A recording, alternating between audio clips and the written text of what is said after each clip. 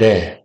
여러분 안녕하십니까. 어제 우리나라에서 헌정사상 처음 있는 일이 또 하나 벌어졌습니다.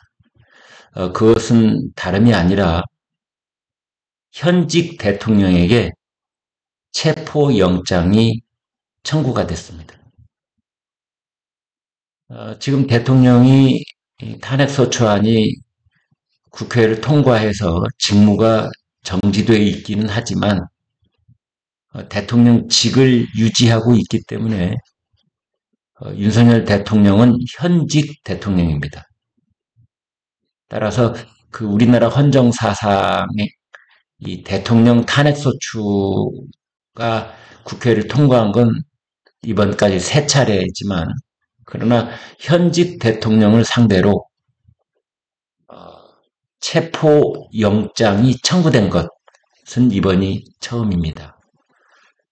이렇게 대통령을 상대로 형사상 그 소추를 하는 절차, 탄핵소추가 아니라 형사상 재판에 넘기기 위한, 기소를 하기 위한 그 전 단계로서의 이 체포, 구속, 뭐 이런 영장을 발부하는 이유는, 그 근거는 그 혐의가 내란죄이기 때문입니다. 우리나라 헌법은 대통령은 현행법이 아닌 한 형사상 소추를 당하지 아니한다, 이렇게 불소추 특권을 보장을 하고 있습니다만 예외가 있습니다. 내란죄, 외환죄, 이것은 형사상 소추가 가능하다라고 이제 해석을 할 수 있는 거지요. 그래서 그 형사상 소추를 하기 위해서는, 기소를 하기 위해서는 당연히 현직 대통령도 조사를 해야 되는데, 현재는 피의자 신분입니다. 만약에 이제 법원으로 넘겨지면은 피고인이 되는 거고요. 그 다음에 탄핵소추 그 절차에 있어서는 헌법재판소에서는 피청구인, 이제 이런 지위로 불리게 됩니다. 그래서 지금 이제 이 가령 체포영장이 발부가 된다면 체포영장을 집행할 수 있을 것인가? 서울 용산구 한남동에 있는 대통령 관저에 그 체포 수사관들이 그 관저에 들이닥칠 수 있을 것인가? 이건 또 이제 별도의 문제입니다. 그런데 흔히 이야기하기를 압수수색 영장과 체포영장은 다르다, 이런 이야기들을 하고 있습니다. 일단 제목이 좀 잘 보이게 그렇게 보여드리겠습니다. 제가 다른 기사가 자꾸 보이는데요. 이거를 이쪽으로 가서, 네, 지금 맨 위에 제목이 보이시도록 예, 이렇게 보여드리겠습니다. 그래서 이 체포영장을 청구를 하는 것이 그 앞에 압수수색 영장하고 어떻게 다른가?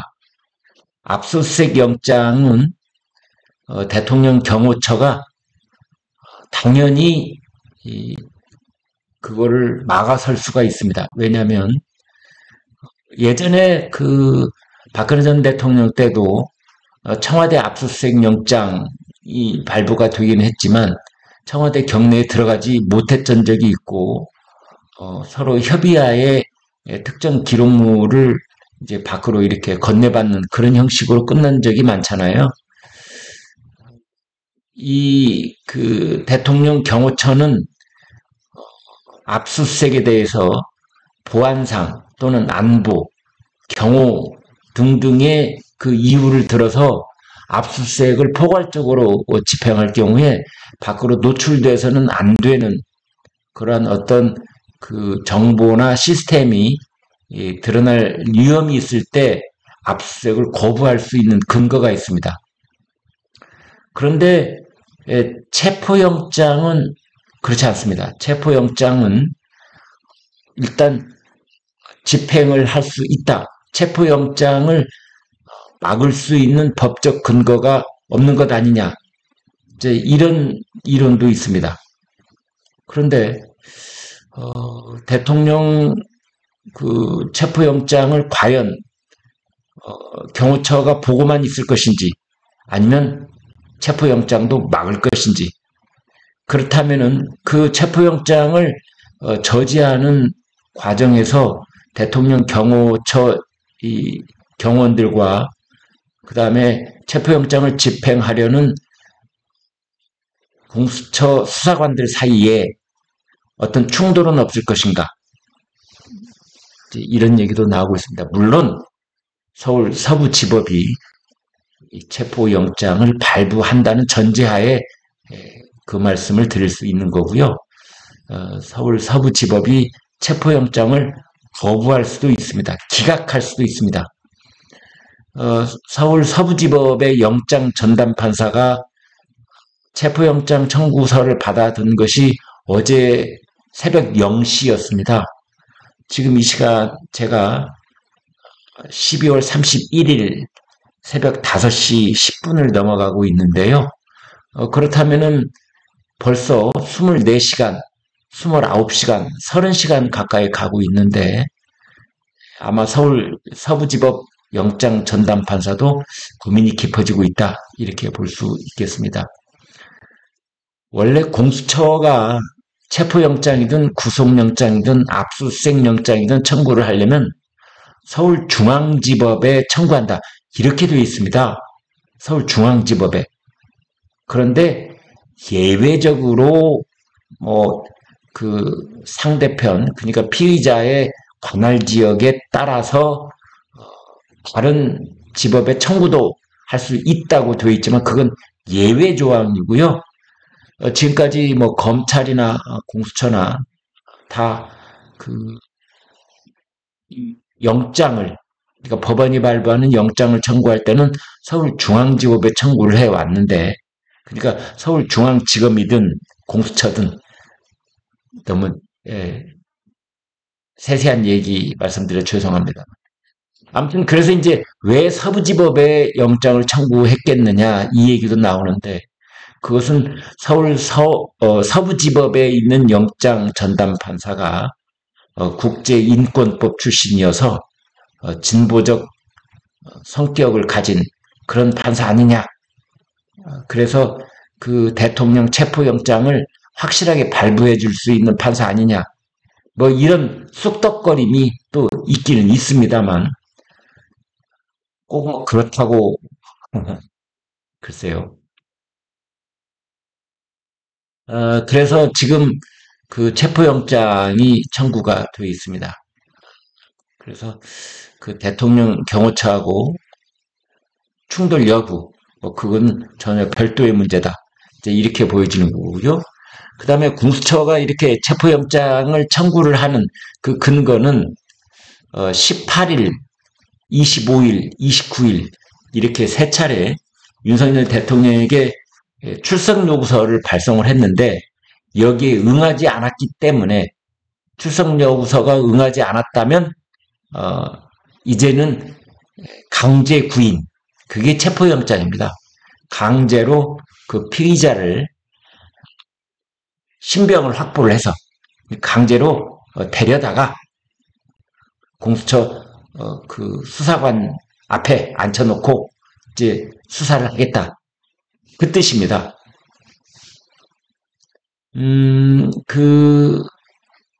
이 체포를 하게 되는 과정에 만약 그 대통령이 수사관들에 의해서 한남동 관저에서 끌려 나오는 그런 장면이 언론 카메라에 포착이 된다면 이것은 또 한 번 전 세계적인 뉴스를 탈 가능성이 매우 높습니다. 그래서 그 윤석열 대통령이 현직 대통령으로서 체포영장이 집행이 되고 발부가 되고 집행이 되고 그리고 수사관들이 해서 양팔에 이제 손을 끼워 넣겠죠. 그렇게 해서 그 손에 수갑을 채우는지 안 채우는지 또는 수갑을 채우고 그 위에 다른 뭐 헝겊으로 그 손목부 부위를 가려서 끌고 나올지 아무튼 기타 등등 뭐 이런 사진들이 또 전 세계에 뉴스를 타게 될 그럴 가능성도 있다. 이제 그런 얘기도 나오고 있습니다. 그 공수처의 영장에는 내란 우두머리, 내란 수괴, 우두머리를 이제 한자어로 수괴 이렇게 돼 있는데 그래서 내란 우두머리라고 적시가 돼 있다는 겁니다. 그런데 지금 윤석열 대통령 측에서는 공수처는 내란죄에 관한 한 수사 권한이 없다. 그래서 출석 요구서에 응할 수 없다. 이렇게 지금 맞서 있습니다. 다만 공수처는 여기에 대해서 그렇지 않다.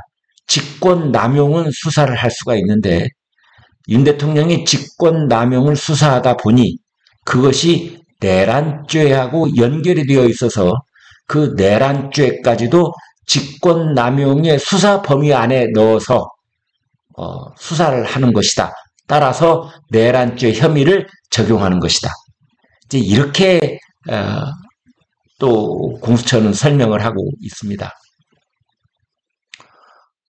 그래서 지금 이제 그 윤석열 대통령 측은 아무튼 체포영장까지가 청구가 됐기 때문에 그것을 이제 대항할 수 있는 변호사가 선임이 됐습니다. 그러니까 헌법재판소 변호인단 선임되어 있고요.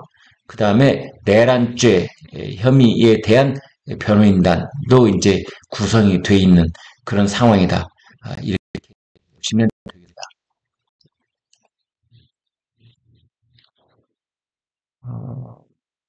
또 이제 그 윤갑근 변호사가 윤석열 대통령 변호인인데 공수처는 체포영장 청구 권한이 없고 형사소송법상 체포 요건에도 맞지 않는다.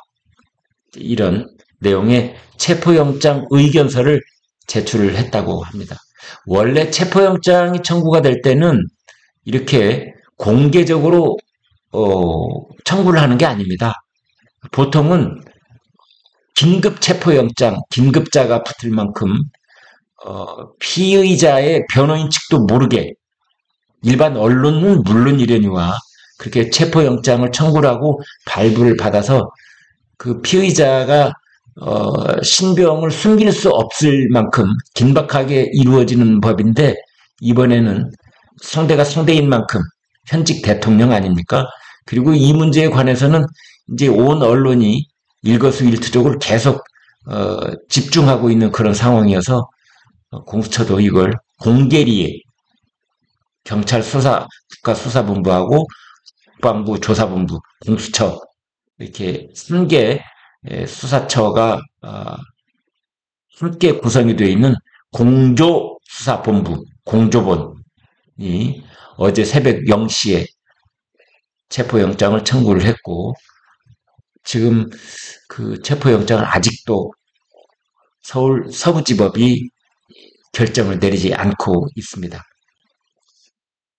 아무튼 윤석열 대통령의 변호인 측에서는 공수처는 내란죄 수사 권한이 없다. 체포영장 기각되어야 한다. 이제 이렇습니다. 체포영장 아무튼 오늘부로 결정이 내려지지 않겠는가 이렇게 보는데 발부될 가능성 혹은 기각될 가능성 이제 이걸 놓고 법원은 공수처에 윤 대통령의 내란 혐의에 대한 수사권이 있는지를 따져본다. 이렇게 봐야만 될 것 같습니다.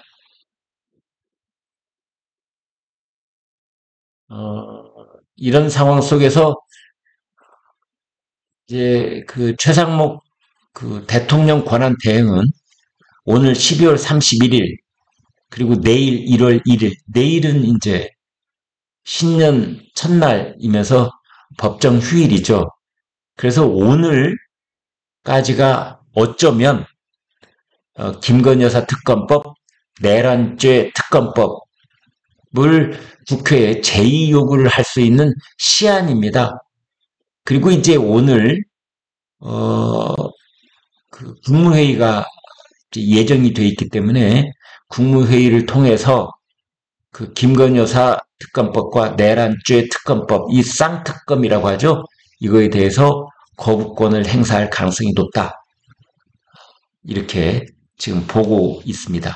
그리고 재판관 3인에 대한 임명, 이 문제는 계속 지금 최상목 대통령 권한대행이 향후 처리 방안을 놓고 고심이 깊어지고 있는 것 같은데, 일단 한덕수 전 권한대행이 했던 것처럼 재판관 임명, 이것을 보류하는 쪽으로 가닥을 잡을지, 아니면 그 이전에 한덕수 권한대행에게 최상목 당시 기재부 장관이 재판관 3명의 임명을 해야 되는 것 아니냐라고 건의를 한 적이 있답니다.